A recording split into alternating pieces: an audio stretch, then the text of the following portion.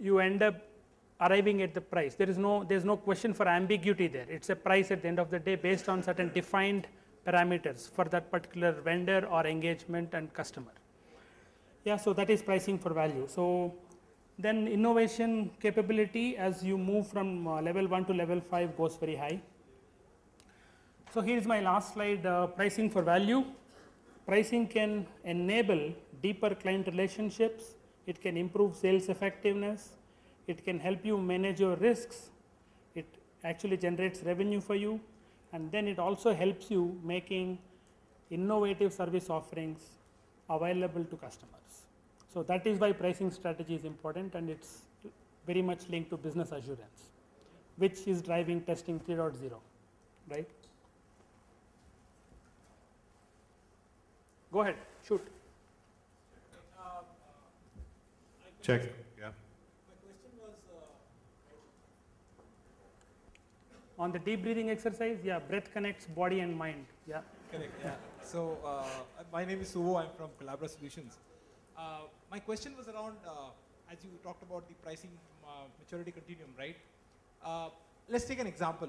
Say I'm doing an automation project for the customer, and I sign up for a business case.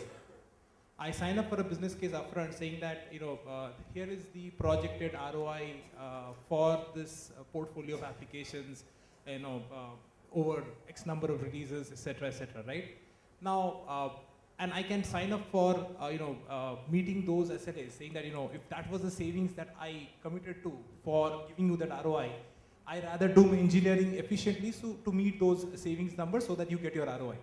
But in the longer run, what we've seen is that neither does the customer exercise that particular set of automation scripts number of times that they thought they will, or the technology roadmap changes and they go for a rewrite, and this whole ROI goes for a toss, right? Correct.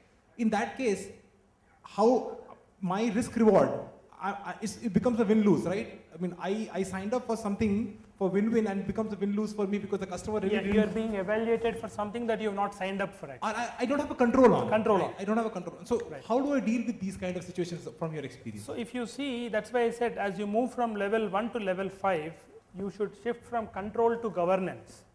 So this is a typical case of lack of governance actually. So you are not able to bring customer back on track every time they are not doing this. You should always be going back to the fundamental first principles. You should be able to tell them this is what we signed up for, this is what we thought will be the evaluating parameters, but you are now changing gears. So if you are not escalating, or if you are not able to bring the governing body into picture, this is what we will run up into. At the same time, on the flip side, from the vendor side, I have seen engagements where year on year you are going on giving them 20% lower cost of the overall engagement. How are you doing that after 5 years? Always beats me. Right? After 20% you are still able to make a good amount of profit margin. So that means neither vendor nor client are in a position to really evaluate. So that's why I said the value itself is a very abstract term. But at the same time, one of the things we are trying to do is bring that abstract thing into something measurable. And this is a clear case of governance issue. What you are saying is a purely governance issue. Thank you.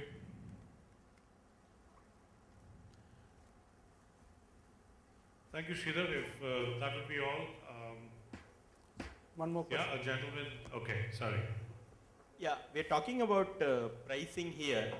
In testing services, we are not even matured enough for estimations as such today also. So I don't know, how do you link today the sizing of the software testing piece work itself is the issue all across industry. And we are talking about the next level of pricing where we are talking about business results based pricing. How do we link both of them, and where do we hit? Damn good question, very good question. Okay, next question.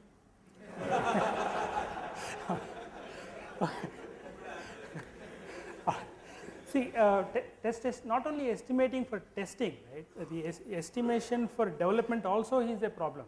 Even today, I don't think there is a standard use case or a standard functional point if you are talking about a development world. Same thing here. I mean, a test case is still defined based on certain parameters which are not standardized. You can have 25 steps and it is still a test case. You can have only 5 steps, it's still a test case. And all amount of low, medium, high categorization is typically a gut feel of somebody. Depending on the amount of subject matter knowledge that they have, it can vary. So what is medium or high for me becomes low for maybe Kiran, right? Something like that. So however, another thing that I was sharing with somebody today over a discussion here, if you look at it, testing and QA, how many of us are testers here? Okay. So if you look at it, any given point in time, I feel we are about 10 to 15% behind the development world, right? If you look at it, today we are talking about test sourcing, right, which subsumes that testers, tools and test artifacts, everything are provided. But having said that, do we still have an IDE or the development link libraries like they have in the development world? We don't have. So that maturity, there are 3 things that are driving maturity today in QA world. One, there is an intrinsic maturity, which is like QA trying to perform better, becoming more effective, transforming itself to bring that business assurance and business benefit. The second driver is the changes that are happening in the development world and technology world. They are driving changes to you. There is an agile methodology, so testing has to adapt itself today to that. The third thing that is driving change is the business assurance. Whether you are in a position for it or not, these 3 things are going to be driving. So it's only how soon you are going to be bootstrapping and make yourself relevant. Otherwise, as some topic tomorrow says, testing is dead, as we know it in today's context. It has to reinvent itself, reimagine itself to be relevant and be, we still have that job, make sure we have that job tomorrow. I'm afraid, thank you, Sridhar. I'm afraid a very quick one. I'm really, flashing time up on my screen. But please go ahead and make it a very quick one. Yeah, Sridhar, good afternoon. This is Ramchandran from Paris.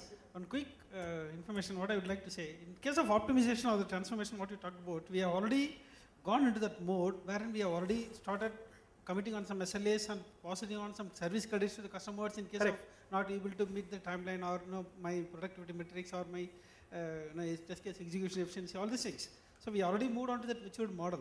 Still, do you feel something is left over on that table which I need to meet out in order to bring value to the customer? See, the maturity model, if you are doing it on a case-to-case basis, does not mean you already have reached that particular maturity.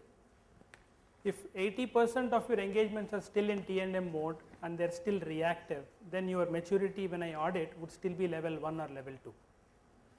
Yes, across the board, all the examples I've given, we have already tried out. But are we in a position to do it repeatedly? The repeatability, predictability parameters are not there. Are we in a position to say with certainty that this is what I will do next 3 months and this is what you will happen, this is what will happen? No. Right? That is where the difference is. Thank you, Sridhar.